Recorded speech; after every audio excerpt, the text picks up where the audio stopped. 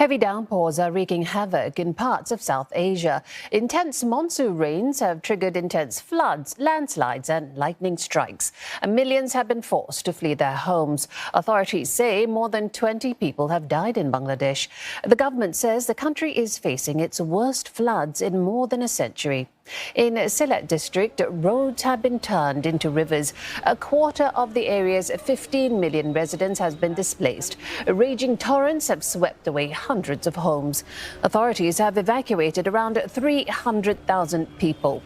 Search and rescue teams have been working round the clock to deliver drinking water and medical supplies to those who are still trapped. Over in India's Assam state, residents have endured non-stop floods for days. Fast-moving waters have proven dangerous for many residents trying to get to safety. 5 people are missing after a boat capsized. Officials say more than 100,000 villages have been moved to shelters, but they lack basic supplies. अभी तो सुबह से मतलब camp में है. अभी आप ये बाढ़ पीड़ित लोग हैं, इससे आप पूछ सकते हैं. खाना पीने का कोई तो ऐसा व्यवस्था हुआ नहीं अभी तक. ना हुआ नहीं है. ऐसा डीसी सारा आया था, डीसी आया, सर्कल आया. आपका वाटर सप्लाई वाला अभी जो आपका पानी का व्यवस्था है वो करने के लिए आया है. हाँ, वहाँ पे अब बाढ़ प्रोटेक्शन दे रहा है. South Asia's monsoon season is expected to move up north. India's weather agency warns the west coast will see intense downpours throughout the week.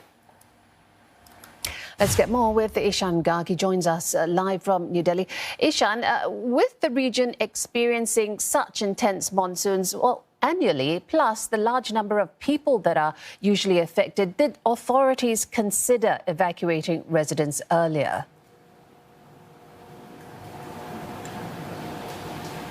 Absolutely, that was certainly on the cards, especially because Assam had experienced really bad floods only 2 months ago.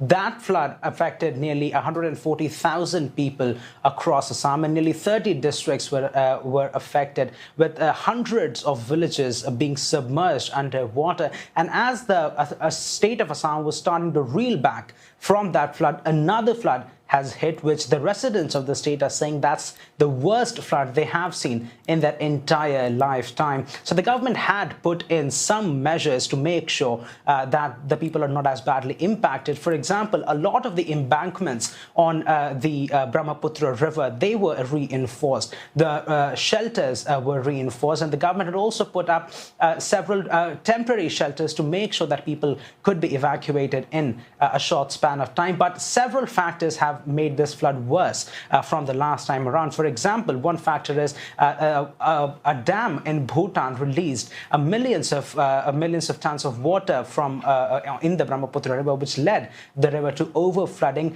much before the authorities had anticipated. And apart from that, regular factors in the state like erosion of the soil along the banks and also construction along the river banks has made it more difficult from the other times to make sure that people are evacuated. So the government did take some steps, but the extent of the calamity is such that hundreds of thousands of people are still impacted despite the government's preparations. So a mix of factors which exacerbated the problems. And even for those who managed to make it to some shelters, there have been reports of lack of supplies. How's the government ensuring that what they need gets to them?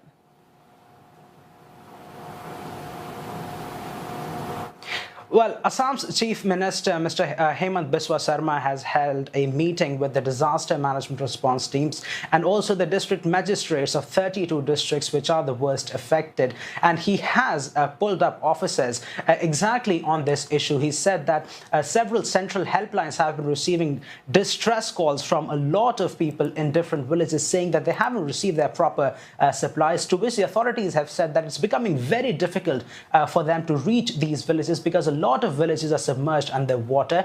A lot of highways are impacted by landslides, and as the deluge is moving across valleys, it's blocking villages from becoming accessible. And at this point, it looks like things have gotten out of hand from the disaster management authorities, and that's why the Indian Army has had to step in. Army helicopters have been dropping food packets into villages, but they can only do so much since more than 300,000 people are impacted. The federal government is also holding holding a meeting with Assam's officials to ensure that maximum help can be ensured to the people who are in need. And on top of that, civil society organizations are also trying to ferry food and drink supplies and medicines from the urban centers, which are not as badly impacted, through the rural areas. And the hope is that all of these efforts combined will lead to some respite for the people of Assam soon. And that very latest update from Ishan Garg in New Delhi. Thank you.